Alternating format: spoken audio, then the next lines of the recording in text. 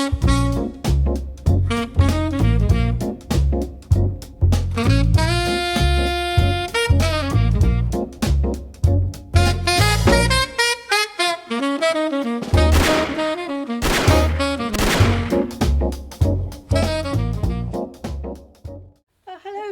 welcome. My name's Sue.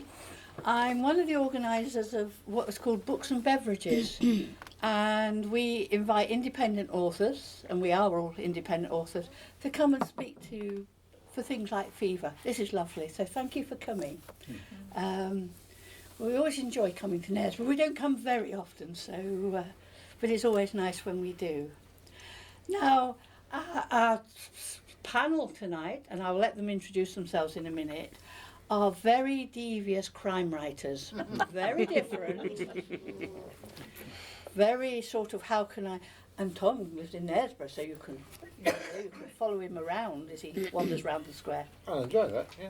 You're going to have something for going out on a Thursday evening. I'll put one of those AirTags in my pocket and I can have a downloadable app. Whereistom.com.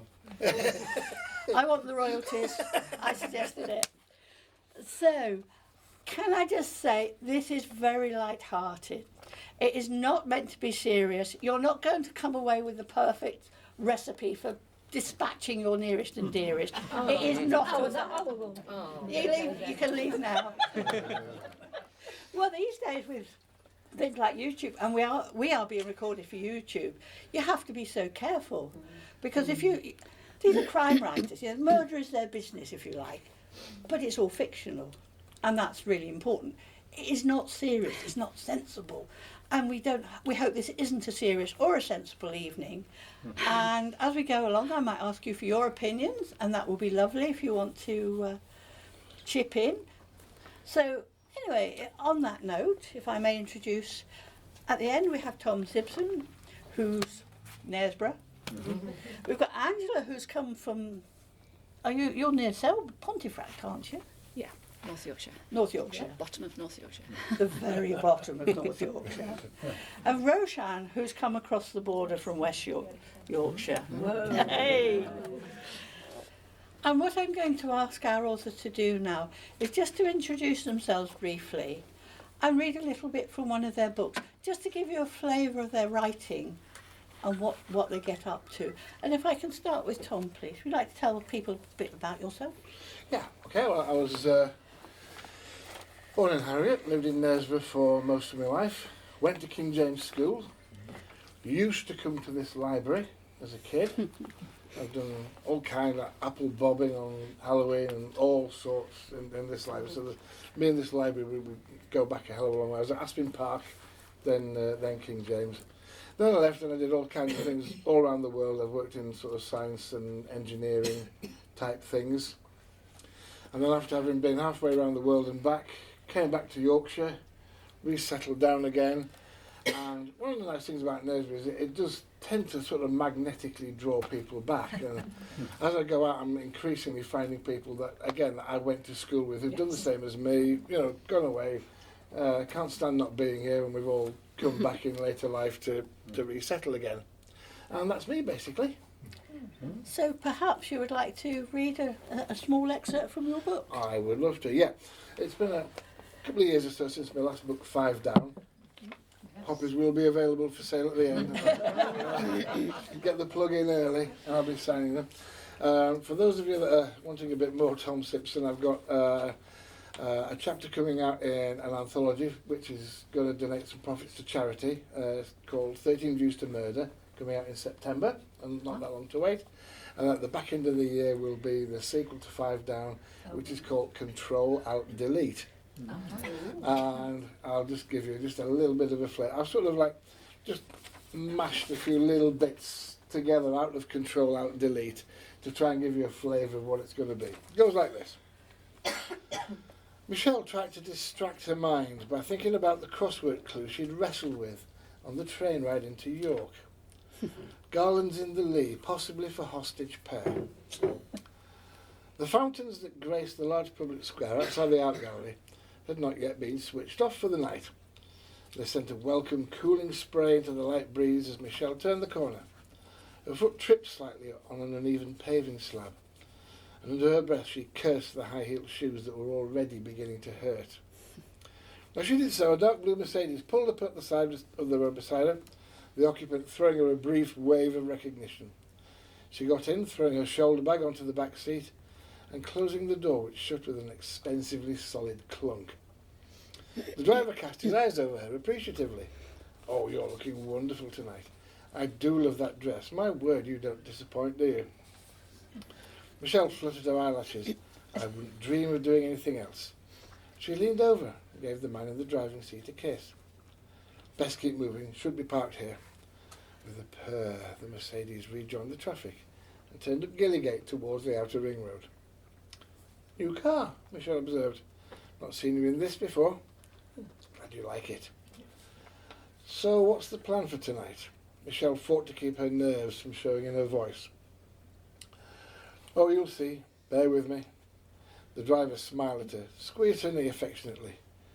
Michelle was proud of her ability to suppress a shudder. The car soon reached the ring road, which crossed, and before long, the busy urban traffic disappeared behind them, the road ahead dwindling to a minor country lane with fields of cattle and sheep on either side. Michelle's nerves were starting to jangle now. She glanced across at her companion. His smile had vanished, and his eyes were checking the road and rear-view mirrors in an urgent, hawkish manner, as if to ensure they were alone. On reaching a small turning space on the left-hand side, the car pulled over. He turned his face towards Michelle, glared at her, and there was a sudden authoritative edge to his voice that Michelle had not heard before. "Now, keep quiet. Stay still. Don't even think about creating any problems. From now on, you'll do exactly as I say. Do you understand?" Michelle nodded silently.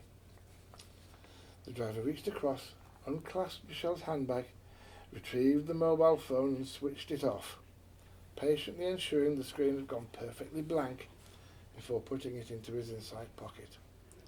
He then reached over onto the back seat, unzipped the shoulder bag, and rummaged around with one hand, his eye on Michelle at all times. His eyes lit up as his hand came across the familiar shape, which he lifted out and held up.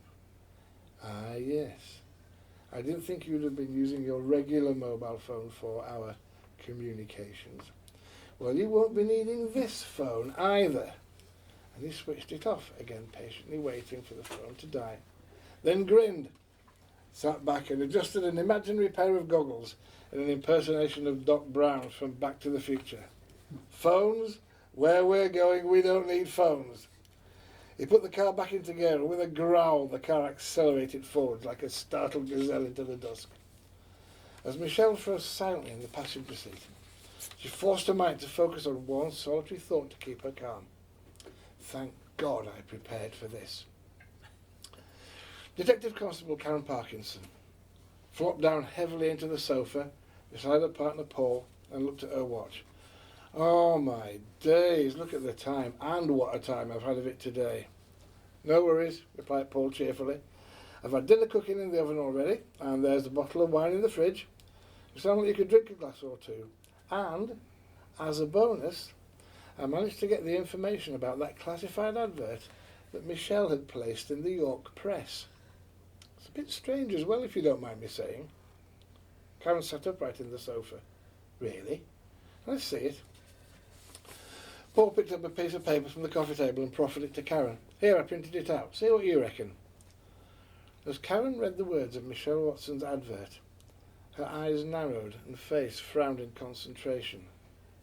"Urgent help needed. All new tech. I'm so confused.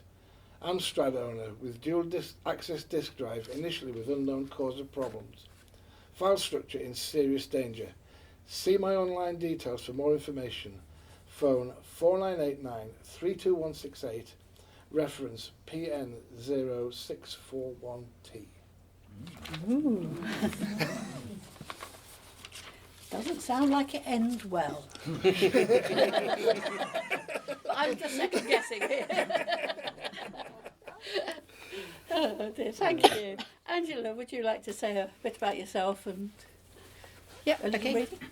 reading? I'm Angela Wren, and I write the Jacques Foray mystery stories, which are all set in the Cevennes, which is south central France.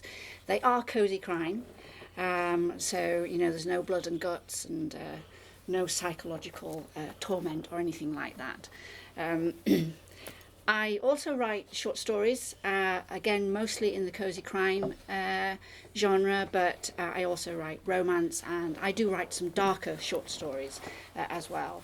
I contribute my short stories to 2 series of anthologies. The Seasonal Paths anthologies I work with 8 Canadians to produce, and they are multi-genre. And the Miss Moonshine anthologies I work with 8 other Yorkshire and Lancashire authors to create those, and they are primarily romance and, from me, romantic suspense. And what I want to do tonight to give you a little bit of flavour of my writing is to introduce you to Madame Bovary. She's absolutely not what she seems, and I'm going to read you the beginning of the short story Madame Bovary's Curio Shop. It's the village of Beauregard, and it's 1983. There was something decidedly odd about Madame Bovary, Alice Tomlinson concluded as she gazed out of the window of La Vie à la Rue, the local bar and restaurant. Not least your name, nor its spelling, she muttered as she ripped her croissant into 3 before devouring a chunk of the pastry. Wiping her fingers on the small serviette Eric had delivered to the table along with her meagre breakfast, she focused her attention on the activity across the road. Her wide coffee cup cradled in her hands, Alice watched as the sprightly octogenarian, was she really that old, moved bits and pieces of stock out onto the pavement. The lifting and shifting complete, Madame Bovary straightened her back and paused momentarily. "And that's just what I mean," Alice whispered. "That pose, there's something not quite right about it." Her head on one side, Alice observed Madame Bovary as she strode back into her shop. "Exactly how old are you?" She took another sip of her lukewarm coffee. Her glance shifted to the old-fashioned, black-painted wooden shop frontage with the faded gold lettering above the substantial window. Brocante de Bovary. Alice smiled as she recalled the sparkling blue and white stoned brooch that Madame Bovary always wore to secure one of her many silk scarves about her neck. She wondered which came first, the double B of the jewellery or the name of the business. "Another coffee, Alice," Eric called across the space as he reached for a fresh cup and saucer. Alice nodded, and collecting her empty breakfast crockery together, she moved to the bar. "Nothing ever changes here, does it, Eric?" The pots were deposited on the counter with a rattle. "Not really," he said, over the whoosh of the coffee machine as it delivered another café au lait. "Just like Madame Bovary," Alice said as she leaned back against the bar, her gaze firmly fixed on the large window and the view of the shop owner winding out the canvas awning to protect her goods from the sun. "I've been here for 2 months now, and Madame Bovary does exactly the same thing every day. Does she ever sell anything from that business of hers?" Alice blinked away the assault on her sight of the almost neon green of Madame Bovary's top for the day, which neither matched nor complemented the lurid purple of her skirt. Alice turned to face Eric. "She wears the same sort of clothes. Oh, which she changes regularly, of course." Eric smiled. "Perhaps her dress is a little eccentric, but Madame Bovary has been here a very long time," he said. "Well, for as long as I can remember. Some say she bought that place just after the war. With so many displaced people and things, I suppose she thought she could make a decent living back then." He slid the fresh coffee across the counter. "Thanks," said Alice, adding some sugar and stirring. "Yeah, I can see why she might take on house clearances, buying and selling and so on.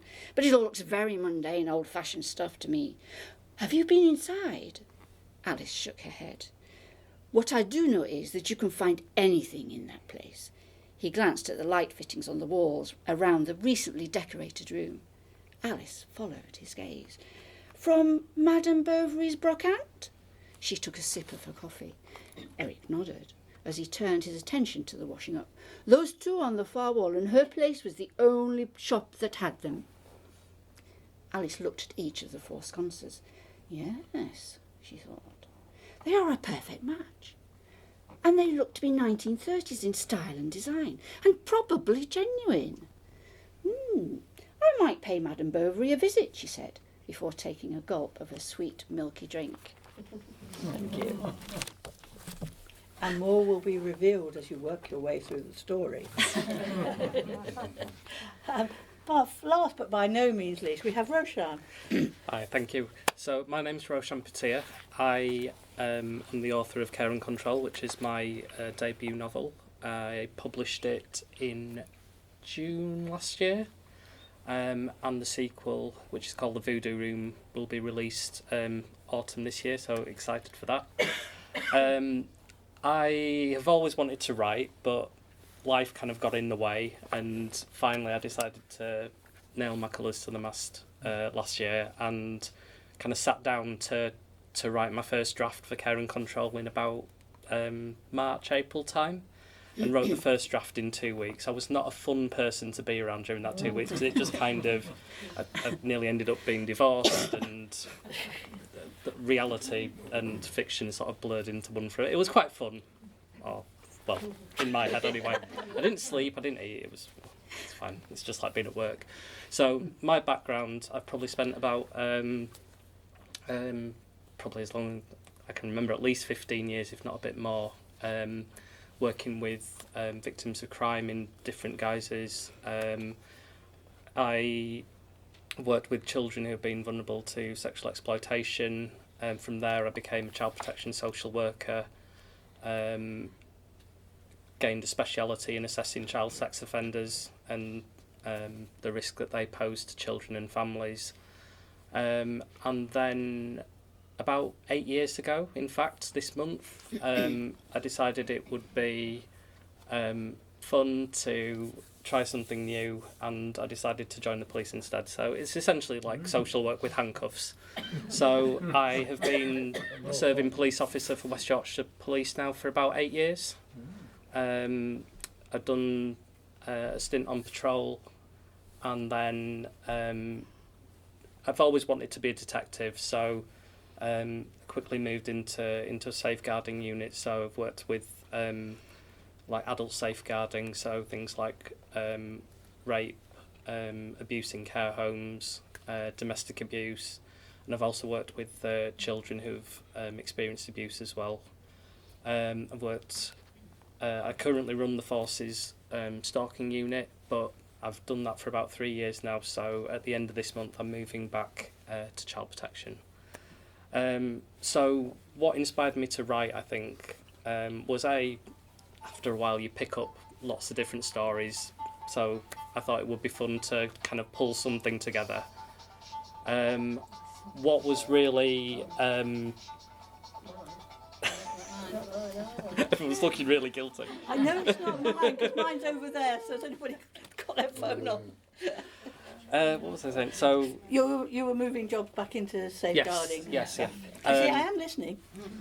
That's someone is, because like I was just saying, like, I'm flying high on 3 hours sleep, so like if I lose my thread a little bit, that's why. Well, Don't be too sympathetic. He's going for the sympathy vote already. Have you noticed? Tiny violin. But no, I just wanted to. I think particularly over the last decade or so, public services have really come under a lot of scrutiny and a lot of pressure, and I suppose some criticism fair, but some of the time maybe not. Or sometimes we overlook some of the complexity that public services are now having to work with more and more. And just generally speaking, I work with some absolute heroes, people who will literally talk people off bridges, will go and to some really horrific scenes and come back and do it all again, and they won't bat an eyelid. That's kind of their calling. So it was an opportunity to kind of tell a bit of a twisted story, but celebrate that. So what you'll get from my fiction, if you like, is you'll get as close to the action, you know, you'll be as close into the interview room as you can be without it being like a documentary. Because of the kind of training and experiences that I've had as well, even though none of my villains or characters are really based exactly on true cases that I've worked, vibes and energies, etc., get pulled into it. So my particular villain in Care and Control is a bit of a sadist. He enjoys the taste of children's tears, so I'll leave that to sit with you. If you do want to find anything more out about my writing, any of my influences, on the back of the bookmarks there's a QR code to my website, roshanpitteaauthor.com.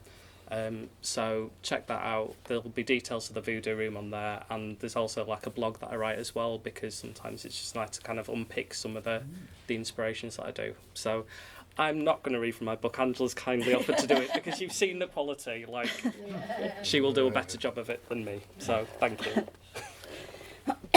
This is a section from chapter 13. The police car screamed through the streets, waving like quicksilver round any obstacles without slowing. Louis was feeding information to the operator through the radio, allowing Damien to focus on the road. They were moments away from Wickham Crescent, a street in the affluent eastern suburbs of the city. This was the address to where the car that had picked up Connor was registered. The keeper was recorded as Brian Hillersley, the operator advised. No warning markers, no relevant history. The house had been the location of a sudden death 3 years ago, an elderly lady of the same surname. The assumption was that Brian had inherited the house. Why the hell would Connor be there? Louis wondered. A flare of light from the street dazzled him momentarily. He spoke into his radio. 4029, speed camera activation, Fraser Road.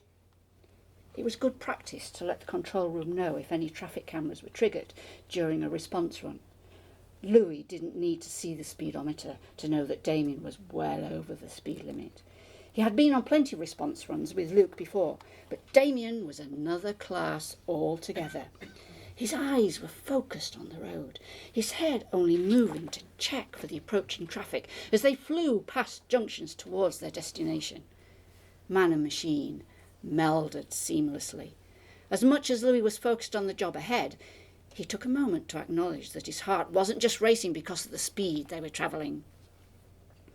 Damien killed the blue lights as they turned into Wickham Crescent. Louis sent the code 6 signal, letting control know they were at the scene. Their body cams activated automatically. Units were coming from across the city, but they were there first. They drew up outside a red brick bungalow. The curtains on the front window were drawn, but the lights were on. As soon as the car halted, Louis took off up the tarmac driveway, passing a grey Volvo on his way. Damien was hot on his heels. Louis reached the side door and knocked hard. "We haven't got a red key," Damien told him, referring to the heavy metal battering ram that would take most doors off their hinges. Louis nodded and knocked again, harder this time. "Police!" Damien ran round the corner to the back of the house. A second later he shouted, "Louis! Hilsley's in there! He's run into the hallway!" Louis didn't hesitate. He rammed the sole of his right button to the door, just under the handle. It burst open. He charged in, yelling once more, "Police!" See, I couldn't have done that. You did infinitely better than I could. think that's amazing. Thank because you. Angela didn't know she was doing that until about 10 minutes ago. So that's fantastic. Thank you. Definitely owe you a drink for that. Thank you. Gosh, we'll all be staggering back from Nesborough tonight. It's just the job. It's just a job. So let's start with the fun. Now, these are people who create crime. And we're not talking about Roshan's day job. We'll ignore that. But in their fevered little brains. So my very first question is, if you were personally committing a murder, and I'm not advocating this, of course, how would you do it? Tom? Yeah, it's strange actually because, you know, coming tonight, this may be the first time that anyone's ever asked this question or you've thought about it, but as crime writers, we're literally we think about this on an almost daily basis. It's not a new question to anyone on this panel, I can assure you. When you think about it, it's not going to be much of a crime if the guy gets caught within the first day because he was rubbish. So you've got to have something a little bit ingenious. And of course, we talk about crime novels and crime writers. I mean, if we're going to be honest, 99.9% of the time it's murder novels and murder writers, isn't it? We don't get any novels about the phantom crisp packet dropper of old Harrogate Town. So we're thinking about this a lot, and it's harder as the years go by in today's atomic age with DNA tests, CCTV cameras, and all that. And there's actually something that's even more important than that, but I'll save that bit for the next question. So it gets harder. Oh, yes. It gets harder to commit a murder. And I thought about it. I thought, well, it actually depends on the circumstances in which I'm going to commit the murder. I don't want to introduce complexity into this. Oh, it's getting too complicated. Stop me. But No, I'm agog. But there's a big difference between, hypothetically, we must understand. Am I going to kill somebody that I hate, or I want revenge, or I want their insurance money, or something like that? Or does killing just a random person out of nowhere? Because the clean-up rates for these two types of murders are massively different. So, if you're saying, how would I kill somebody that I hate? I'd probably go about it in a different way to if I'd make some kind of Faustian pact, whereby the only way I could get out of it was by killing somebody, which actually for me would be the preferable option, because without any kind of link or motive between me and the victim, the statistics at any rate say that I stand a higher chance of getting away with it, which is why things like the disappearances and the murders that are that linger are probably the ones in which there was no connection. I'm thinking of Andrew Gosden from Doncaster, who's technically not dead, he's just still missing. And every event I try and go to, I try and raise Andrew Gosden, look into the case, because it really is deserving of it. Claudia Lawrence, another one, although I've got my suspicions as to who did it, and I suspect quite a few people in the police have got suspicions as to who did it as well. But anyway, we'll park that. I spoke with a forensic pathologist who told me that absolutely the easiest way to kill someone and get away with it is to push them downstairs, because there's no weapon. You can quite happily say they just fell, and forensically there's virtually no way of proving that wasn't the case, and you are highly likely to get away with it.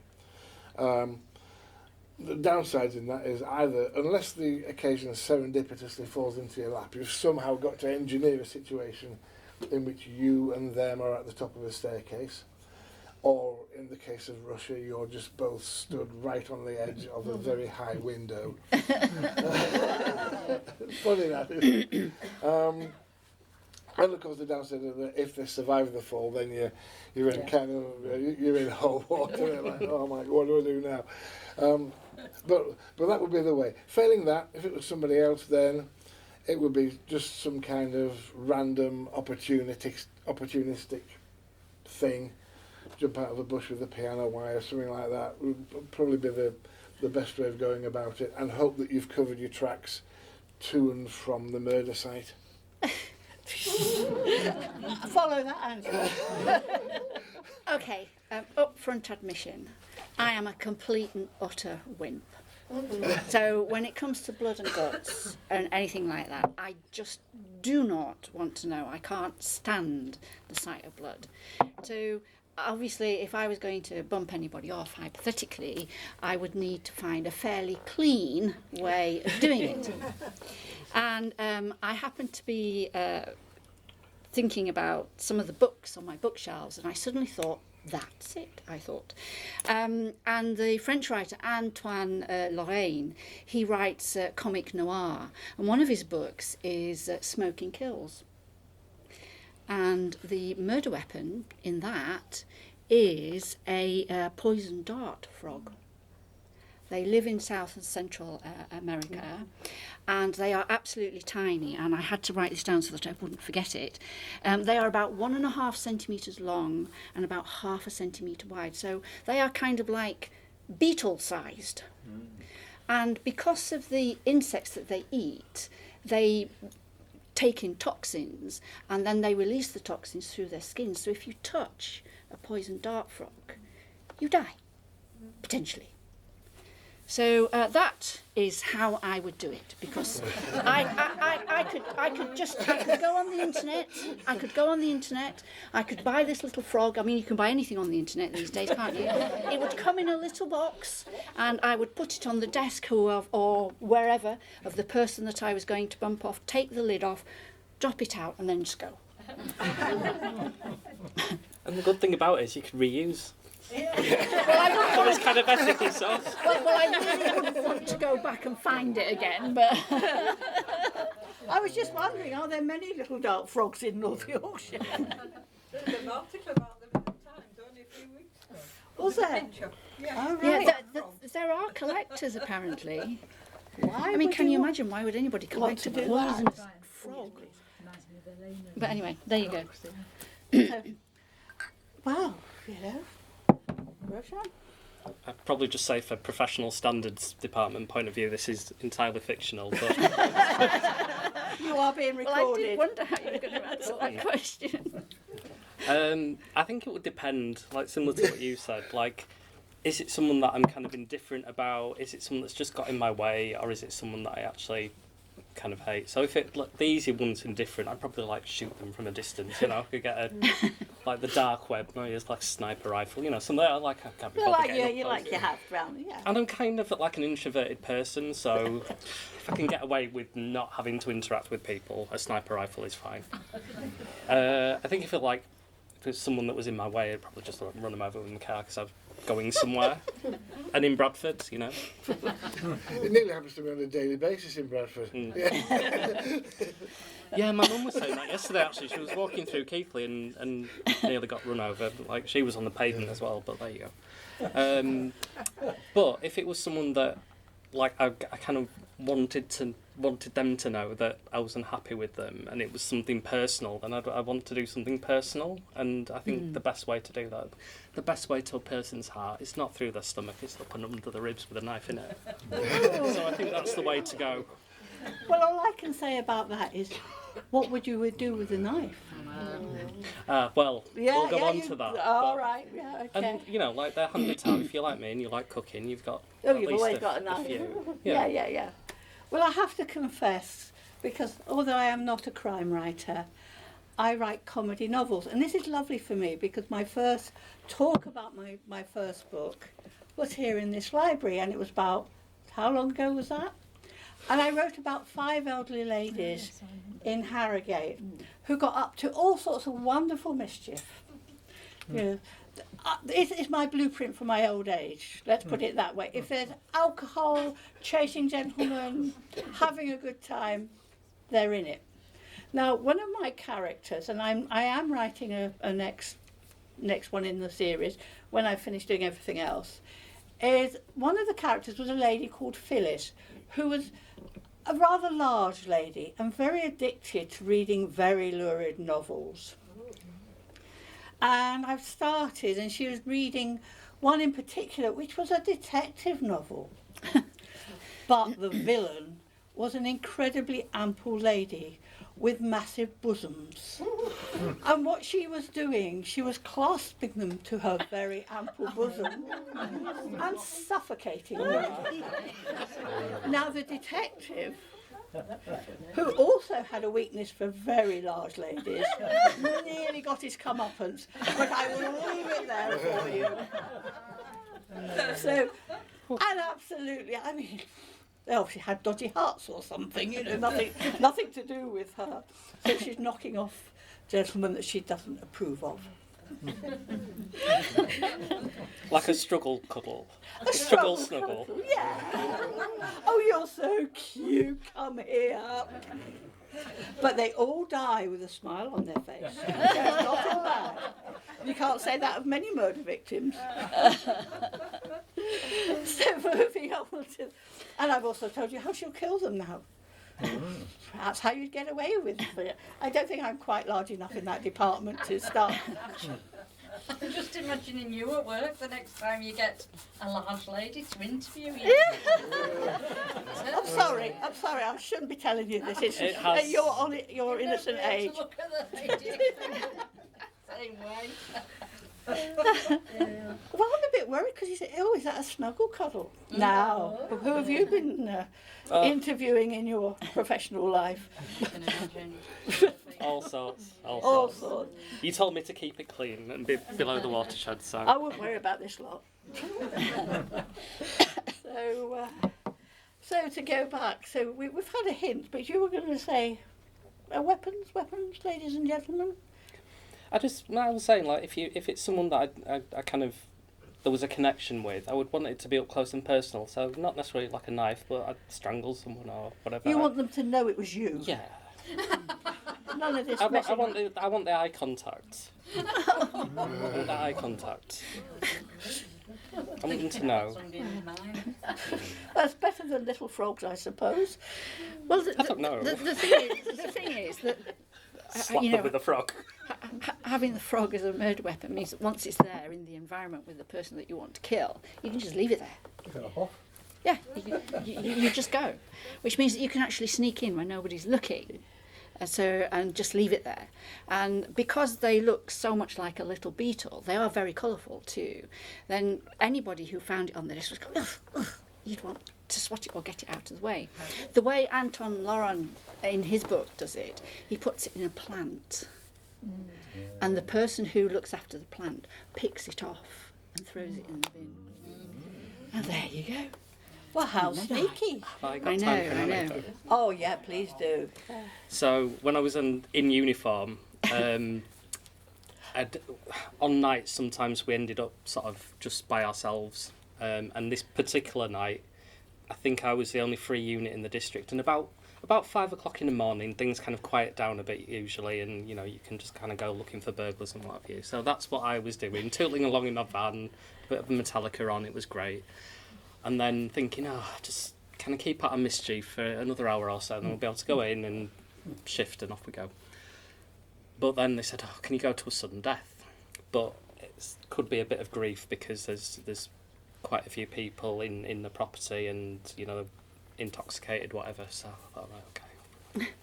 And there were other people coming along to help me, but it kind of contingent on them getting from their other jobs. So long story short, we had a person who'd taken an accidental overdose and like habitual drug users, and it was all a bit chaotic, but we cleared everyone out, and I was sort of staying in the living room with the body, and it just became like more and more of a thing, and you know, just we're having to kind of secure the scene because we're doing essentially the work of the coroner, or on behalf of the coroner, to kind of investigate the death, even if it's not necessarily suspicious. Outside there was a bit of a furore because people were upset and didn't like being kicked out of the house, but so I was supposed to finish at 7, and I think about 9 o'clock I was still there. It's fine. But then I got a shout from the sergeant on the radio and said, for the job that keeps giving, can you see like a wooden cabinet kind of towards the back wall? And I said, yeah. And he said, could you just open it and check that his pet snake's still in there? I said, what kind of snake? And he said, I'm not sure. I said, okay. So I opened it, and it was there. It was like a little corn snake. I was like, I don't know, but it was there. It was in its cabinet, and it's fine. If he'd have said to me, it's the tarantula, no, Sarge, sorry, I'm off home. So yeah. Occupational hazard, presumably. People have some interesting pets. So you've talked. I liked your idea for pushing people down the stairs. But it wasn't my idea, it was a forensic pathologist. Yes, I know. But you're sharing it. Well, yeah, I think that if I was to do it, then the best murder weapon is no murder weapon, isn't it? Because you've removed an element from the thing. So maybe, and it's possibly why, if you think about all the most recent serial killers that we've had, they've typically not been the old style, Peter Sutcliffe type. Because my prediction, and I hope to God I'm right on this one, is that in today's high-tech atomic age, with everything going on, there could never be another Peter Sutcliffe. Because the advances in all different forms of technology would just mean it would be incapable. Maybe you'll get away with the first 3 or 4, but the net's going to rapidly close in after that. Don't forget that in those days there was still writing things down on bits of card and sticking them in card indexes. There was no cameras, there was no DNA, and none of the sort of things that people have. And importantly, so I'm going to talk about one more thing, mobile phone records.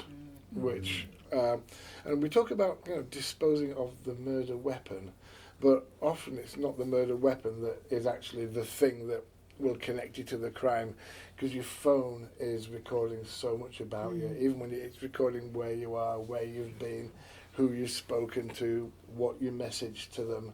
So there's a whole range of stuff that can be taken off your phone and used you to either link you geographically or, things that you've said or done to other people. Your internet history, which is a particular worry when you're a crime author, because you do spend quite a bit of your time in, shall we say, the murkier corners of the internet. Yeah. You learn how to use a VPN and a Tor browser and all these other good things, don't you? You're not allowed. You're not? No. Well, I had to kind of message my boss every so often when I was writing Care and the second in Voodoo Room and tell him, just in case professional standards ask you, I am looking into how much ketamine you can give a child. Yeah. And it's fine. Nothing to worry about. And, the Control-Alt-Delete that I've been looking at, it features a lot of, like, prostitution and things in and around York. Because what I try and do, York's like any other city, it's got lovely things like the Shambles and the Minster and everything, and people think that that's all it is, and that it can't have a darker side, and actually it does. And I try to show people a little bit of that side of it as well. But I've got several crime author friends that I've done deals with, that if our search history gets uncovered, we can each come and sleep over on each other's sofa until the heat's died down.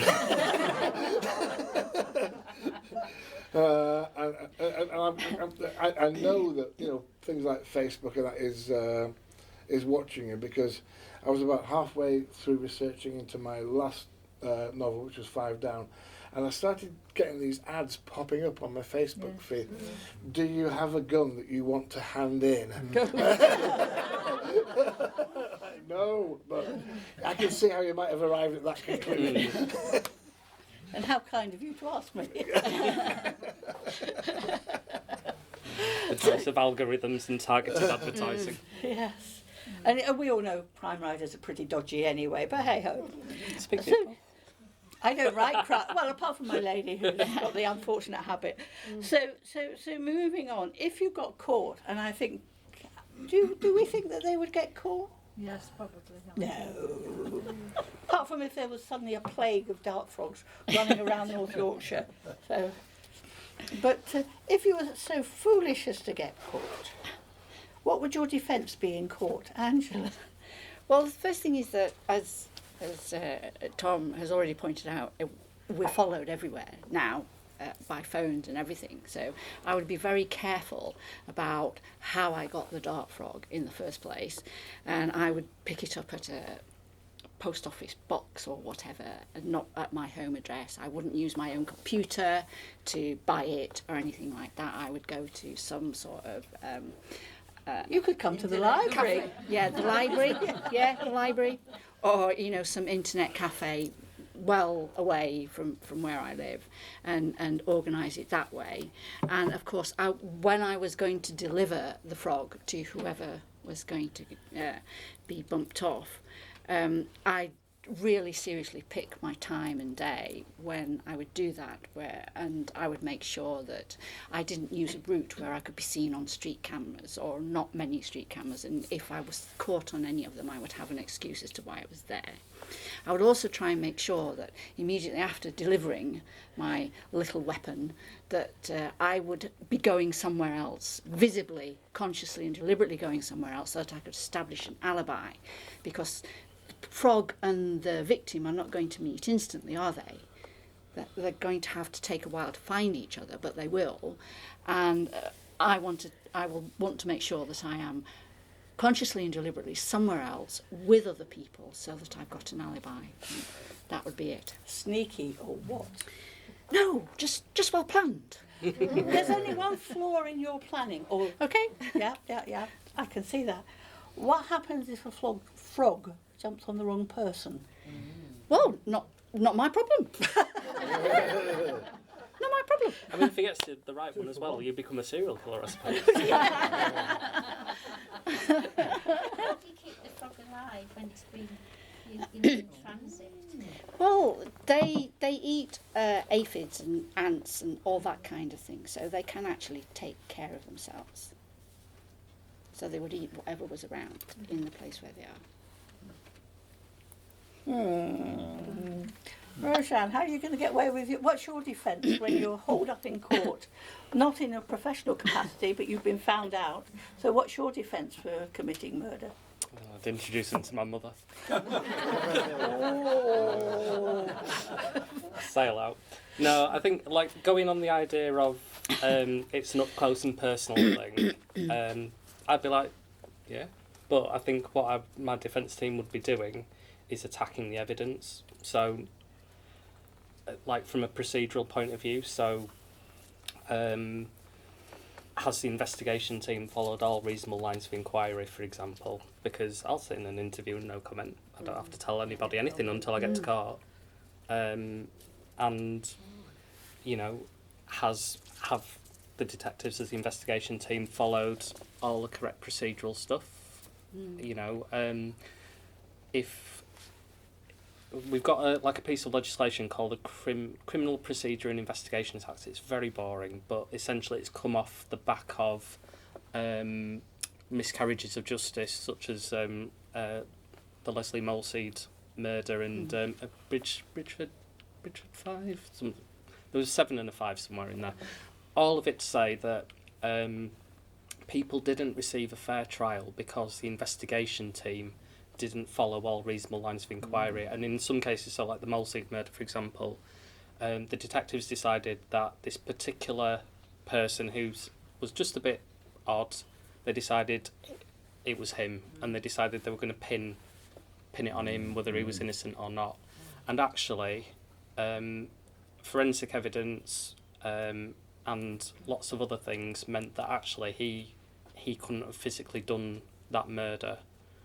But he spent a significant amount of time in jail for the murder, and it's regarded as probably one of the biggest miscarriages of justice to date, and not that far away really. I think CPIA came in 1995, 97 maybe.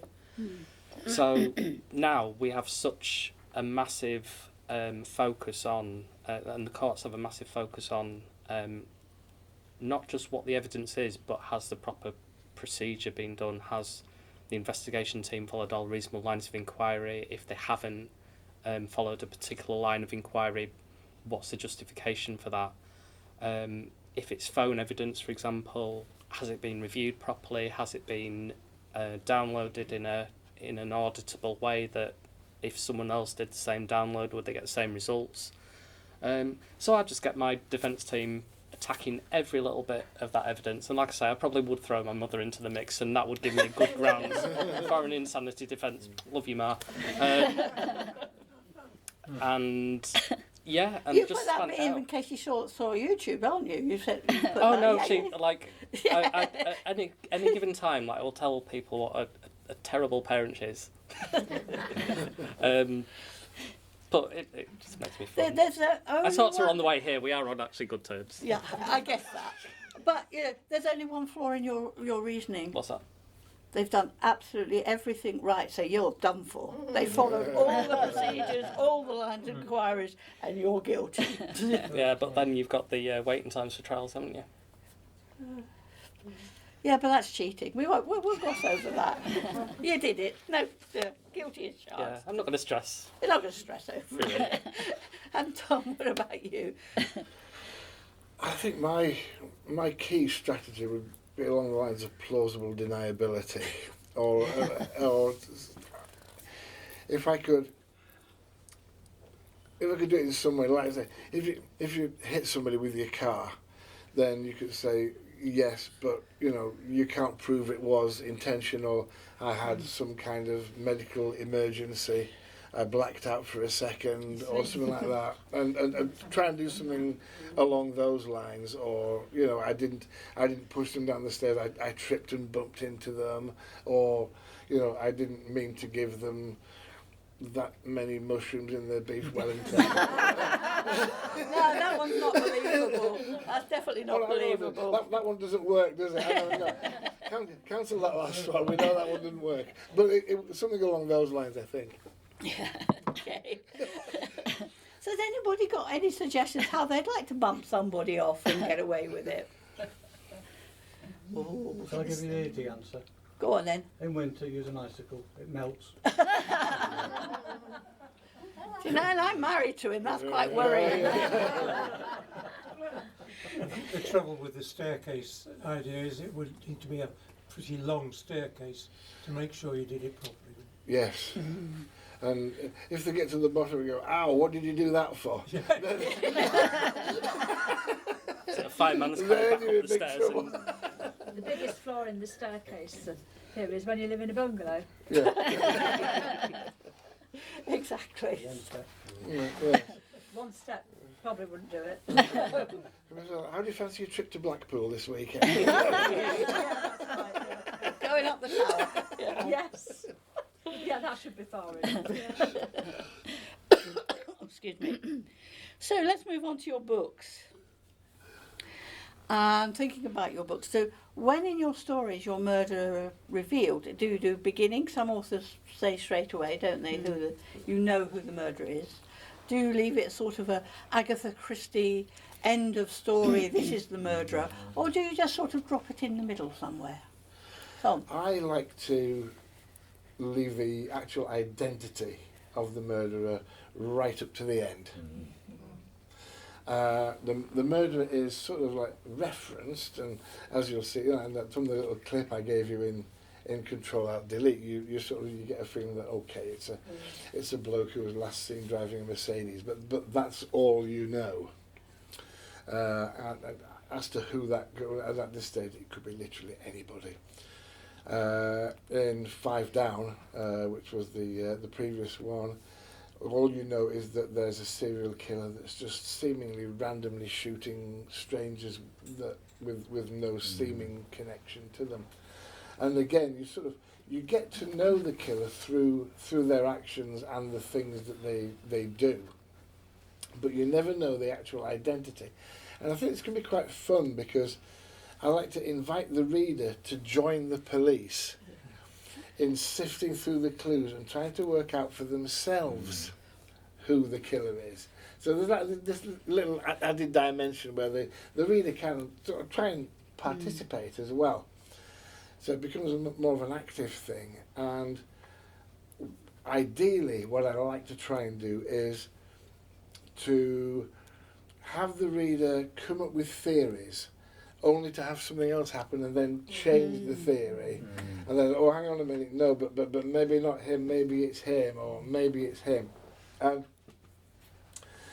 if I've done it entirely right, without giving away too many spoilers, what I try and do is, after everyone's changed their mind about 6 times throughout the course of the novel with various things, then it turns out that all of these things have got perfectly rational explanations behind them.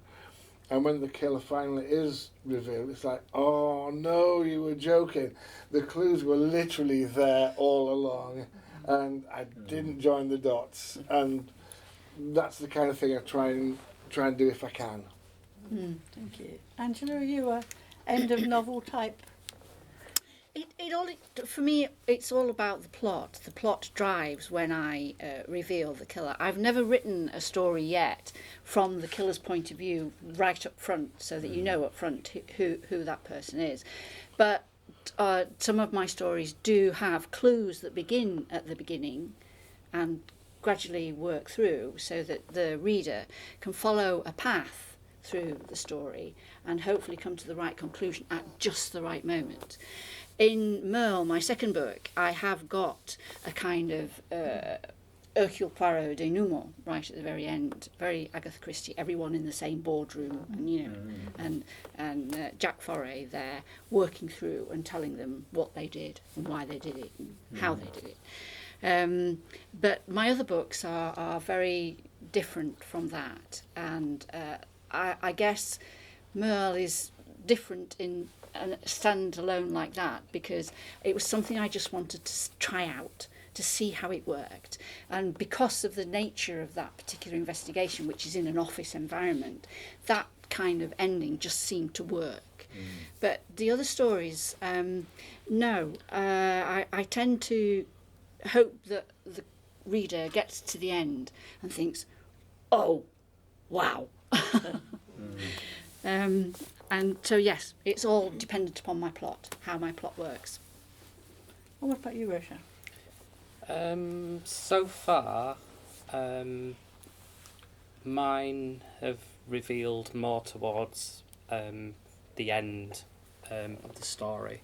And I think part of that is kind of, I guess it builds suspense, but it's almost an opportunity to kind of build like relationships up, so that when the twists perhaps do happen, people are like, oh my god. So there is that. I kind of like that, and I kind of use the interview room as the place where motive and other kind of details that have been held back until the end kind of come out. Definitely in the voodoo room this time there's more in the interview room, and more technique and just kind of fitting everything together, which has been fun to write actually, because one of my favourite things to do is interviewing. But I would be interested to try and do that at a different, like try and bring the killer in or killer, the bad guy in earlier, and see how that goes. I mean, the good thing about what I'm writing so far is that, obviously Care and Control's the debut, but the plan is to have Louis Mortimer, who's the detective in it, in a series of different things, and obviously Voodoo Room follows on from that, and I think it's been really interesting to write because, as I mentioned, the relational side of things, having the impact, exploring the impact of like the betrayal, for example, of someone who has gotten close to the key characters and then suddenly has done something that they shouldn't. So, yeah, lots of things to play with. Watch this space. You Personally, write in the present day, and you write Present day. as well. Yeah. You all write present day. You're not Yeah. in the 1960s, 70s. No, or anything present like that. day. Yeah. Do you ever sort of think, as you're writing or doing these stories, that you think halfway through that character should be changed? It's not how you wanted it portrayed. Sometimes I find myself going backwards and forwards in a book. It's very rarely a linear process. I'm not one of these authors that likes to start at the end, like some do. I try. The objective is always to start at the beginning and then just keep going till I get to the end. But in what I do find, not necessarily characters, but events and linking things together. But I sometimes will come across a situation, and what I like to also do is, I don't know if you've ever been to one of those like stand-up comedy routines where somebody with a comic will like say something and you think, what the hell has he said that for? And then like half an hour later he'll say something and it's like, oh, that's why you said that half an hour ago. there's a little bit of an element of that in my books as well, that things will come back maybe 10 chapters later, and it's kind of like, oh, hang on a minute, that happened a while back. But in order to actually make that happen, what you find yourself doing is like backtracking and inserting bits, chopping bits out, moving that around. So it's a little bit organic while it's all going on, so that in the end the whole jigsaw locks together. Things can be like referenced from the past or foreshadowed in the future, and there's a lot of that backwards and forwards goes on. Can I ask a question that's not on the script for all of you? Now, when I'm writing, there gets to a point where the characters say, no, I don't want your plan, I'm going this way, and they talk to me, which is really scary. I mean, my first book, my husband said, I feel like 5 ladies have moved in with me. And as I put on the book, would he be that lucky? But there is something about characters, and I know we're writing a thriller between us, and how we've plotted, but already there's been a character who is making herself felt, and she's taking over more of the book than she was supposed to. And the characters almost become real in your head, don't they? And they say, no, I wouldn't do that. I want you to do this. And that totally throws your plot sometimes. Yeah, I've come to know all my principal characters as people, that I could go to the pub with them. They're family, aren't they? Oh, yeah, they really are, yeah. Yes. May I ask a little question to all of you? Do you find the actual process of writing a joy, exciting, or to a certain extent a burden? No, I absolutely love it. It means that I can live in a completely different world, and my characters talk to me, I talk to them, and yes, I think I am completely sane, but I do realise I'm admitting to I am admitting to a group of people publicly that I talk to imaginary people. Yes, I'm afraid I do, and I love my conversations with them, and sometimes, as you suggested, they don't do what I think they ought to do in my plot. And Marseille, my character Tomek in Marseille, he is so random. I mean, I built him with a little bit of randomness in there when I first started thinking about who and what he might be. But as I was writing, he kept on doing things I just didn't expect. I think, oh God, what are you doing? Where are you going now? And luckily I followed him, and I think as a result of that, and ignoring my original plot, I think I've got a better story as a result. I think it's like all of the above, because like writing Care and Control was such like an emotional roller coaster, because like I say, 2 weeks of not eating and sleeping. I think there was one day where I'd ended up writing something that was quite difficult to write. So one of the key characters in there is a teenager called Connor, and he's in care. Lots of different reasons for why he's in care, but he wasn't ever meant to be a particularly important character in the grand scheme of things, but actually he sort of took on a life of his own, and he's actually become like my favourite character, I would think, to the point where like sometimes like I'll see someone in the street and think, oh, no, he's not. That's not Connor.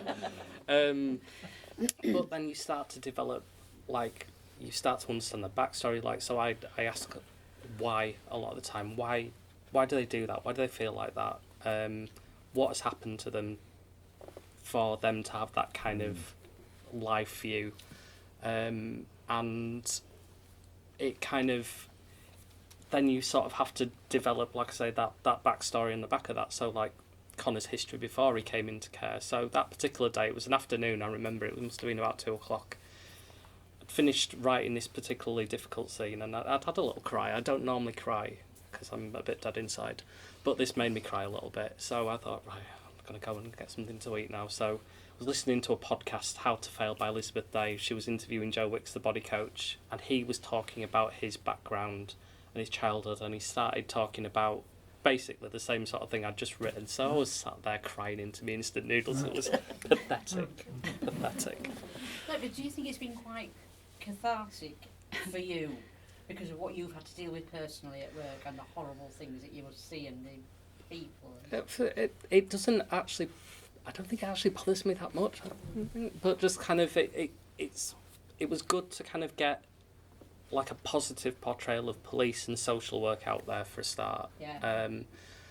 It was good to be able to bring out some of the complexity in the work that we do. But it was really fun kind of creating a pretty twisted villain as well, and the same with the Voodoo Room, creating something really kind of dark and twisted. Like my friend, I kind of put my ideas by him and I said, do you think it's a bit far-fetched though? Do you think it's a bit weak? And she's like, no, it's pretty dark and twisted. So I'm like, yeah, on to it with it. I'd like to have done your job, say, in the 60s and 70s. The reason I'm asking that is because I was a legal secretary and I did a lot of prosecution work Right. as well as defence.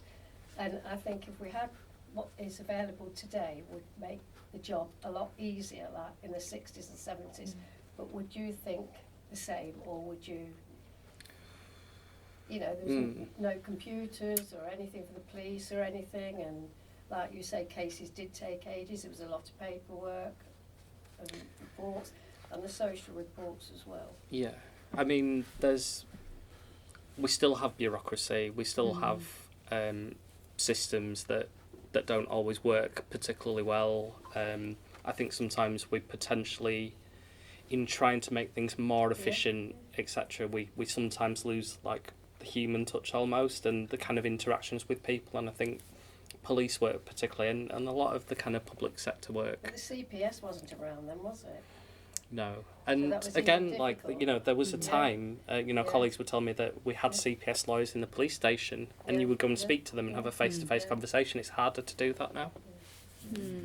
And it's right that CPS have to have a level of independence, because they've got to, they've got to make objective decisions about the cases that we bring to them. So it's right to have a level of distance, but it's kind of balancing that with that human interactions. I did a lot of juvenile work, and I also did defence work as well for people that had committed horrendous crimes and that. And like you, it always used to get to me as well, thinking, well, how do you defend somebody like that who's blatantly done the offence? Yeah.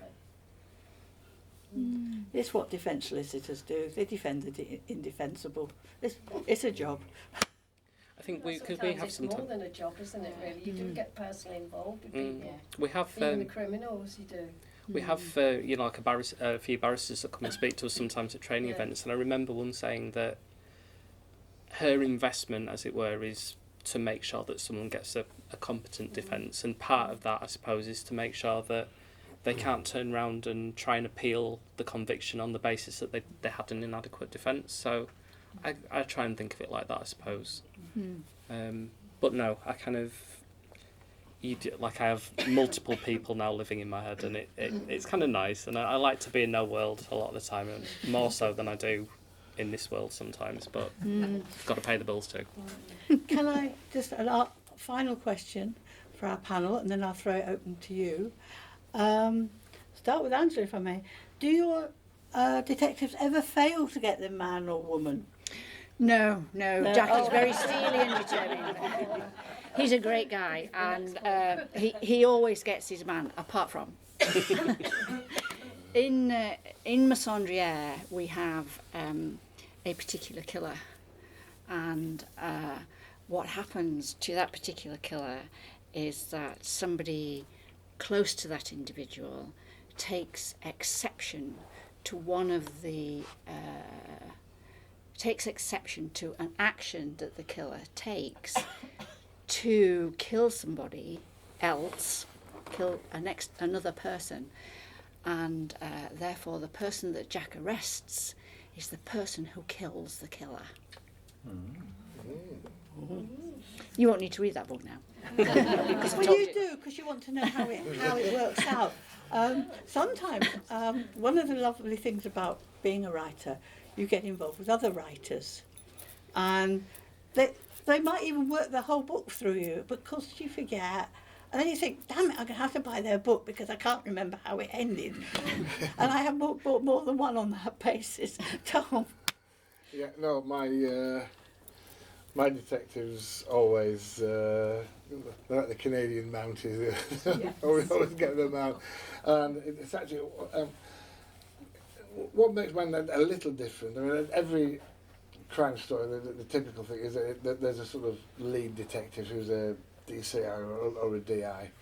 I decided to just bring the change a little bit and bring in two other characters. One's a Detective Constable Karen Parkinson, who's a bright young thing and, you know, a really great investigator.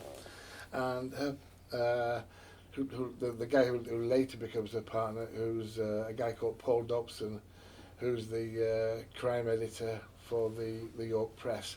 And the idea of all this came about originally from the Zodiac Killer in California in the 70s, because he used to write letters to the press as to, you know, what he was doing, and it was all written in code. I bet you can't work this out, and that was how the press ended up getting involved. But Detective Inspector, or now Detective Chief Inspector he is now, Gene Garland, is actually based on, if anyone knows the story or seen the Apollo 13 film, it's actually based on Gene Kranz, the mission controller. And that's like how I imagine him to like look like a little bit, and how I imagine him to be able to you know, very efficient, knows what he's doing, always on top of the job. And now, he might have to hand wave away some of his methods along the way in order to get to the end result. But he's a determined kind of guy. I also decided he wasn't going to have the typical sort of things that you get a bit tired. You know, he's got a problematic ex-wife, or he's got a problematic ex-wife with a drink problem. He's got a problematic ex-wife and he's got a drink problem. There's going to be none of that. He was just going to be like a decent family guy. He's a good people manager. He doesn't have a terrible boss. People don't think he's a terrible boss. You know, there's enough going on without any of that. But he's very focused, very determined, and yeah, he always gets the guy in the end. And being a police officer, your detectives always had to get their person. So far, so good. The conviction rate is looking pretty reasonable so far in the Care and Control universe. I think, like I know that some authors like to portray their detectives as, you know, like a bit free and easy with procedure and stuff like that, and they're happy to like bend the rules or just straight out break them to get the results. Personally, for me, that's not something that I wanted to do, because I feel like we've, particularly in the wake of a lot of high-profile police-related crimes of late, we've got enough bad press about the police. The police are with the good guys, don't we? Yeah, and like I say, from my experience, for the most part, we are. So I kind of wanted it to reflect that, but I think what's going to be really interesting for me to do as I move on with the series with Louis Mortimer in it is maybe explore scenarios where, you know, does he make a mistake, and if so, a bit of an ethical dilemma then. Does he, you know, not admit that he's made the mistake and try and bury it so that, you know, the entire case doesn't collapse, or does he take a risk and admit it? And these are the kind of questions that we were saying, like sometimes our characters maybe need to do things that we wouldn't necessarily do, and we need to kind of give them that freedom to do it. It's interesting though, because nobody's perfect and everybody does make a mistake. Exactly. From time to time. And then we kind of, like again for me, for Louis, so Louis has experienced some time in care as well himself. He's got, you know, pretty bad imposter syndrome. His biggest critic is himself. So, like, he'll beat himself up. He'll kind of he'll overwork himself, and some of these things make him like really good. This is why he gets on so well with Connor, and why Connor relates to him so well. So there are ways to do that relational stuff, but can it also become like a failing almost, or can that lead to him making a mistake or doing something that perhaps makes him wonder, should he let the villain go? Should he, you know? There's such a richness to play with. So far he's going to get his people. I'm not going to let you know whether man or women or anything like that, because as we know, women can commit awful buzzing crimes. Oh, certainly not. And now imagine trying to get that through in court. Displaying the murder weapon. What would blow your mind is if we came to court with, because we have these 3D printers now and all sorts, so we could actually create a 3D print of the offending items. Literally. And we could literally have heads coming in, and we'd have pathologists saying, and this is how the circulation. Heads are fine, but can you imagine that? That would be. I can, and that's the sad thing. So no, I would happily play around with Louis not getting his. Oh, you made it worse. But, I said I would try as long as possible to keep it clean, but I've clearly peaked. So there we are. Has anybody got any questions for our intrepid three? Keep it clean. Tom, I was wondering, the readers think, oh, it might be that person. Do you ever change your mind halfway through? No, I've always got a fixed idea as to where it ends. Yeah. Well, I tend to have it when I start. I have a pretty clear at the beginning, and I have a pretty clear idea at the end, and then between that, I put together what I call like a wire framework, and then I can work my way then through the book. I'm not one of these ones that plans in complete detail. But I'm not one of these that completely writes off the cuff either. So what I like to do, I like to kind of plan the overall structure with an end goal in mind, and then I can just follow that, and like I said, and then backtrack a few times. But the final killer, I'll know from the start in my own mind who it is, because then knowing that allows me to then lead the reader down all the false, the blind alleys, the red herrings, and all the other good things. Yeah. Yeah. Are you ever wary of copying somebody else? You know, if you think, as you write in a book, you think, oh, I've read a book like that, similar on those lines, and then do you change or? I've not, luckily, I've not found any other author that has the same sort of selling point, if you want to call it that, as what I am. Every author, and the thing is, when you start writing stuff, you read other people's stuff through different eyes, and I must have read like dozens of different crime authors now, and now as I'm reading them, I'm thinking to myself, you know, what is it that makes them them? And you do find that every author has a certain thing that makes them them. It couldn't be anyone else. In fact, when I'd written 5 Down, I'd actually pitched my idea to a good friend of mine, Malcolm Hollingdrake, who was a crime author, with the idea, hey, Malcolm, I've got this cracking idea for a crime novel, you'll love this. And he said, yes, it is indeed a great idea, but you need to write it. Get out of here. I'm not a crime author. Well, not yet. But, you know, get your head down and do it. And that's how it came about. So mine thing is all about, it's about riddle solving and enigma solving, cryptic crossword riddles, little poems that you try and work out and make sense. And there's more of that in Control Alt Delete. In fact, my biggest challenge is not copying myself. Because the first, I don't know, for those of you that have read 5 Down will know, those that haven't, I'll try not to give too much away, but the killer is so confident and arrogant that they're actually sending riddles into the press saying, this is where I'm going to strike next, and this is who I am, but it's in the form of a riddle that I bet you can't solve.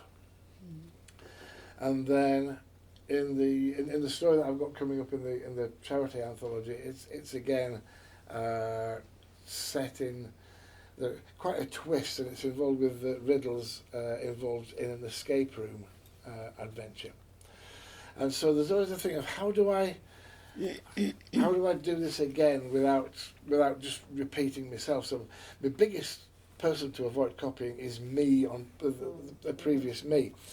I got the idea a little bit for Control Alt Delete out of, I think it was the film Paycheck, where the guy leaves himself clues.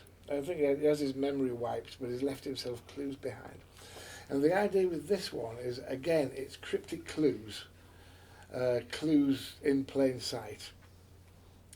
But instead of the clues being left by the abductor or the murderer, it's clues that have been left in advance by a victim. In this case, you know, the aforementioned Michelle that I mentioned in the extract there, is that she gets a feeling that things are getting a bit dicey and a number might be up. For certain reasons that I can't explain now. She can't just leave a note on the kitchen table for her husband or anything like that. So she has to leave clues behind in plain sight, that when the police start investigating, they sort of realise that she's actually leaving a trail of breadcrumbs that they hope that they're going to follow on. And then what I do for the one after that, I've kind of run out of ideas for now, so I'm going to have to get thinking quite hard, but yeah. Thank you. Anybody else before I close? Can I just ask about publishing? I know it's a different thing from writing, but do you self-publish or have you got a publisher? No, I I'm with the publisher. I'm with the publisher, and in fact, I've just moved publishers. My previous publisher ceased trading on the 30th of September last year. I signed a new contract with my new publisher in January, and of course that means that my books have been removed from Amazon, and I'm still waiting for them to go back. But because everything in publishing takes a very long time, and I have got, and of course when a new publisher takes on your back catalogue, they don't just accept it as it is and put it back on Amazon. They go through it. They have an editor who goes through it and a copy editor who goes through it. And the first book has been fully edited by them and is in the proofread stage. Then books 2, 3 and 4, I have literally only just had those returned to me with the edits, so I need to look at those. I'm in the process of finishing book 7, and I've got until the end of next week to complete that. So of course I'm not going to look at book 2, 3 and 4 until I finish book 7. And then once book 7 goes in, there will be at least a 3-month wait before it's even looked at by an editor, I would expect. And then the editor's job can take anything up to 6-8 weeks, because they go through it not just once but several times, and then it will come back to you with all of the edits, and then it's up to you to agree, disagree or rewrite as appropriate. So publishing is I kind of, when I'm asked about publishing, I kind of say to people, yes, before I was a writer I did have a proper job and I did work 9 to 5 in project management, and it was very pressured and extremely demanding, which was why I escaped to make stuff up. And the fact of the matter is that at least I knew at the end of that month that I'd still get my salary in my bank account. And I also knew that if I'd written this particular strategy document required for a project that was going live in 18 months, that I would get a response to it, within a week or a fortnight. Publishing just doesn't run by those rules, regrettably. So it's quite an unusual business environment in which to work. How do you find a publisher? Okay, there's Silly, but I mean, no. There's any number of bits of information on Google, and there's a book called Writers and Artists Yearbook.